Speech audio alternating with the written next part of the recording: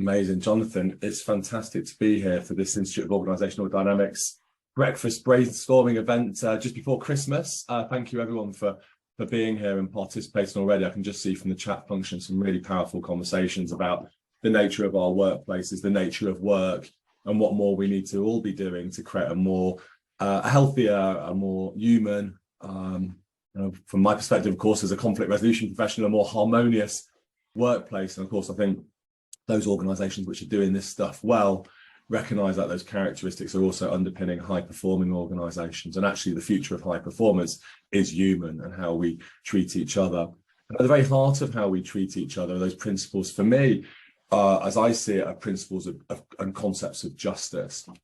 And in this sort of slot that I've got available to me, is just to invite you to think and open our minds up to another form of justice, which provides an alternative system of justice within our organisations. And for many of you who are in a people profession, HR function or ER function, you'll know that many of our justice models in our organisations draw heavily from a system of justice called retributive justice. And retributive justice is a model of justice where there is a system or a process in place in the organisation which is about identifying a wrongdoer. And based on an investigative process and some form of an arbitration or adjudication process, that on the balance of probability, we can identify the wrongdoer, the facts that have accompanied that, and then we can undertake a sanction. And in most organisations, a sanction generally is going to be some form of a dismissal or a threat of dismissal, sanction being some form of a warning. But ultimately, the only sanction organisations in the UK have available to them is dismissal, as we don't have mini suspensions or docked salaries or such thing. It's a dismissal. So the retributive system is based on blame. Often it's based on shame, it's punitive, it's based on approaching it with some form of a punishment. And unfortunately, for very many organisations that I work with, this system of justice is the antithesis of a compassionate culture. It's the antithesis of a supporting human or humane environment. And whilst organisations are trying to pull away and put culture first, and they're trying to create organisational cultures which are empowering, create a sense of togetherness and belonging, which are fair and open and transparent, engaging, flexible and hybrid. All of that work is undermined singularly by how we treat people when things go wrong. Yet the conversation in our organisations, in a great many organisations, is not focused on the concept of justice as an underpinning pillar of good culture. In fact, the concept of justice, I believe, is something we don't talk about enough.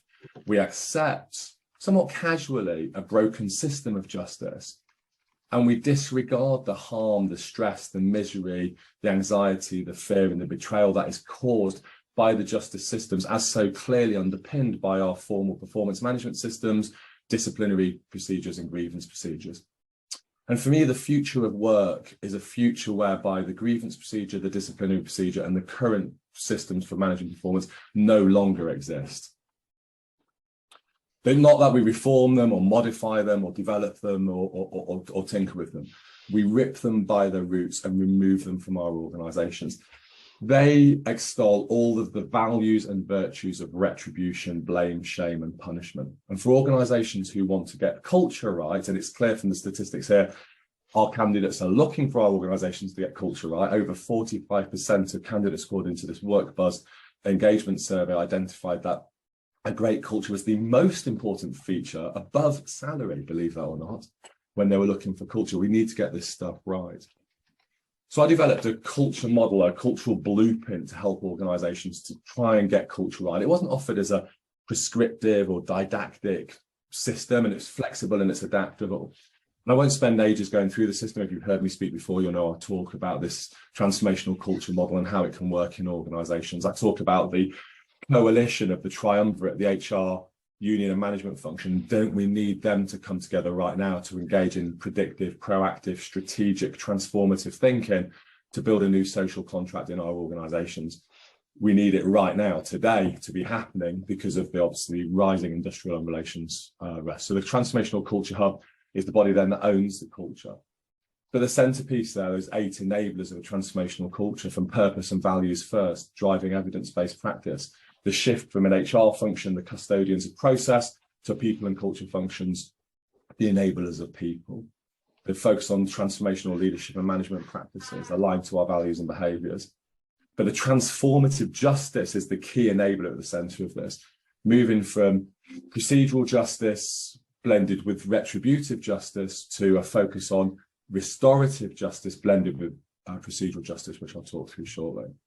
I focus on wellbeing, engagement, inclusion, drawing them together as a key strategic narrative within our workplaces and seeing the alignment between wellbeing, engagement and inclusion, which so often are so powerful but swim down separate lanes in our organisations with very little interconnection between those. And seeing WEI as a key strategic narrative within our people plans. Of course, focusing on sustainability, which none of us can ignore, and social justice, which is a critical feature driving employee activism and employee voice, which again are topics I speak about a lot. And also focus on culture as a feature of our brand, our reputation and risk. But I want to, and the outputs, of course, those 7 C's, those 7 dimensions of a transformational culture, powerful outputs that we can achieve when we're getting culture right, but then are reinvested back into our organisation's culture in this powerful feedback system that's created within our organisations. And those 7 C's are often the attributes or the capabilities that we need within our leadership and management populations. And these then get embedded within our corporate and people strategy, driving employee experience and aligning our employee experience to customer experience. And of course, the most effective cultures in our organisations and those who are driving culture see that clear relationship between customer experience, employee experience, and see this as part of the strategic narrative for our executive leaders embedded and enshrined in our corporate and our people strategies. So suddenly culture and the management of culture is no longer left to chance. It's no longer something which just happens by accident. We're answering the question, who owns culture? We all know we all own culture, but then no one owns culture. Answering those questions, how do we drive culture from the top up, from the top down and the bottom up and sideways in? And that's what the models are seeking to achieve. But I just want to spend a bit of time thinking about transformative justice because it's the centerpiece of the transformational culture model. So our current systems for managing disagreements, conflicts, tensions, quarrels, concerns, complaints, it's got so many terms that goes by conflict in our workplaces. £28.5 billion a year is lost to the UK economy according to the arbitration service ACAS, with formal HR procedures costing us £12.8 billion. So this was a joint research by ACAS and the CIPD. And of that, just 0.8% of that total cost, less than 1% of the total cost of conflict to the UK economy is spent on informal resolution processes such as mediation, facilitation. And it seems to me that organisations are wasting an incredible amount of money, time and effort on their focus on the retributive systems to resolve conflicts, which don't work. They create enormous stress, enormous anxiety, and as I've said, are the antithesis of being a compassionate, caring, supportive and just organisation. In fact, I don't think it's possible to call ourselves a compassionate organisation and drag people through hell when their face doesn't fit, when their performance drops or when they fall out with a colleague. It's just not possible.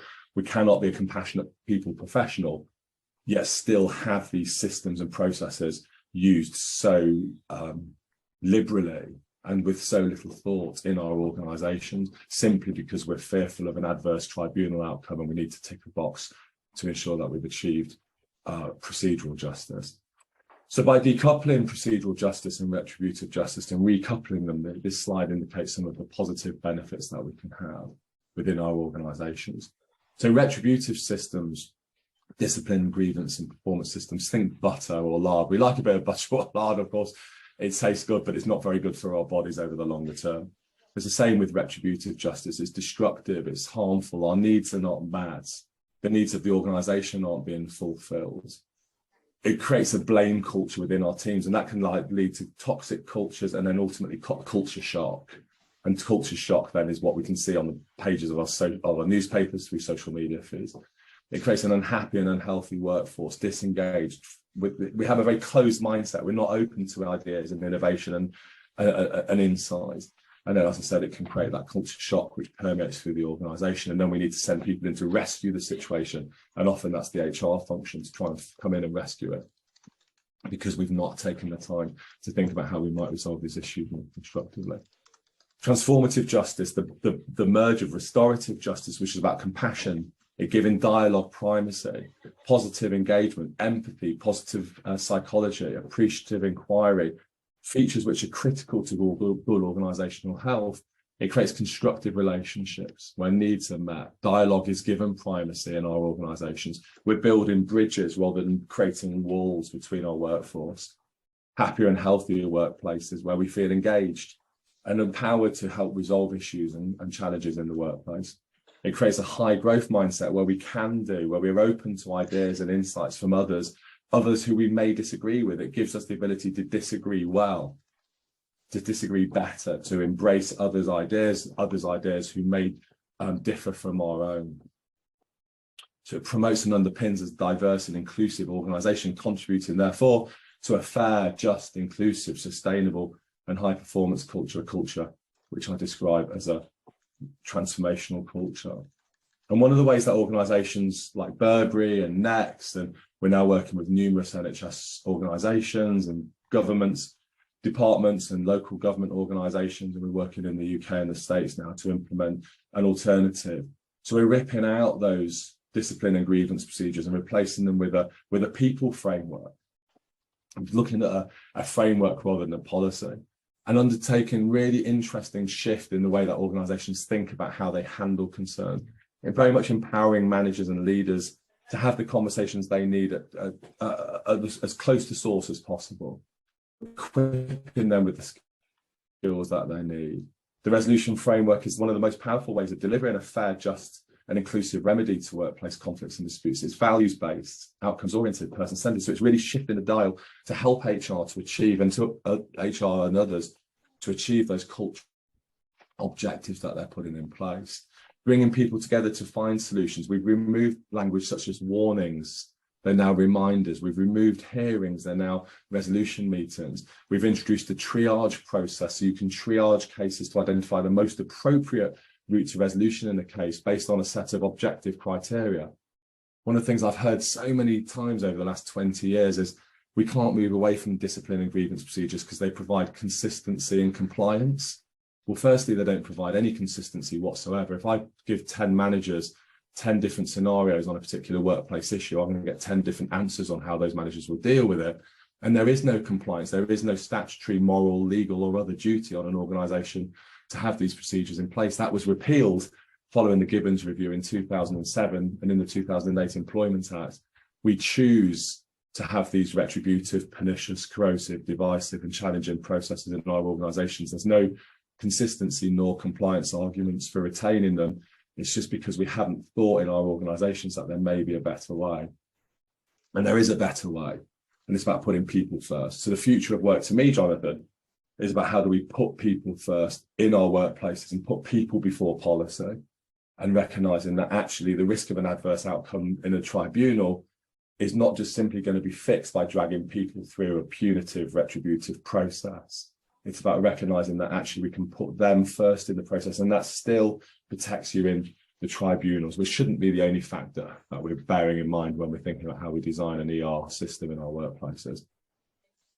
So a couple of final thoughts, really. I think for me, there's so many definitions of culture. When I was writing my book, Transformational Culture, I put in what is culture. There are 4 million different definitions, but this one always sticks with me because the culture of any organisation is shaped by the worst behaviour the leader is willing to tolerate. But you could also kind of augment that somewhat and say, actually, it's probably the worst behaviour they're willing to demonstrate. But it's also defined by the way that our organisations handle those worst behaviours as well. So to me, the defining characteristic of the organisation is the behaviours that we exhibit, the impact that they have, and the systems that underpin the organisation's approach for dealing with those behaviours.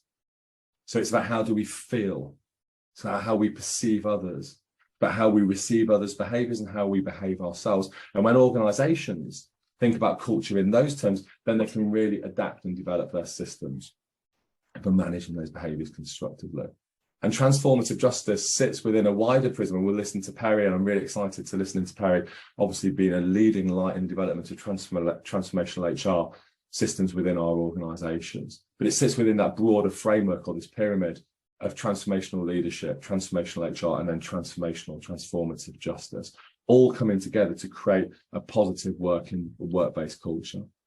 And I would argue that the people and culture function, at the center of this function, pulling together leadership, shifting the focus of the HR function, and the key drivers, and in essence become the administration of justice department, but a new form of justice, positions the future of work, the people and culture function, as strategically the most important function in the workplace.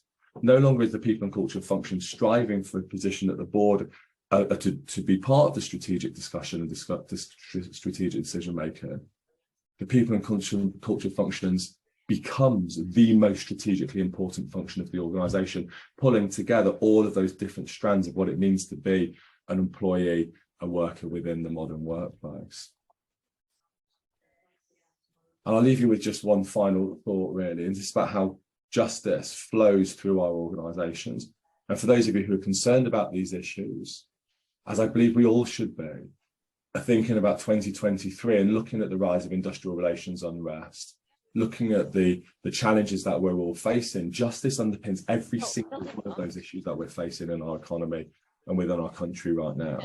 So justice flowing from the purpose, the values, through our strategy, through our HR processes, driving the mindset, the behaviours, and therefore the outcomes at a local level. That's, of course, the climate, and that sees the relationship between climate and culture. And the modern people and culture professional, I would suggest, needs to understand the relationship between culture and climate and each of those different stages, and thinking about what the organisation needs in terms of a shift from retributive towards a more transformative, people-centred justice model. So, Jonathan and colleagues, that's my view. The future of the workplace for me, when I thought about today, is the defining characteristic of the future of the workplace to me is how we define and deliver justice in our workplace.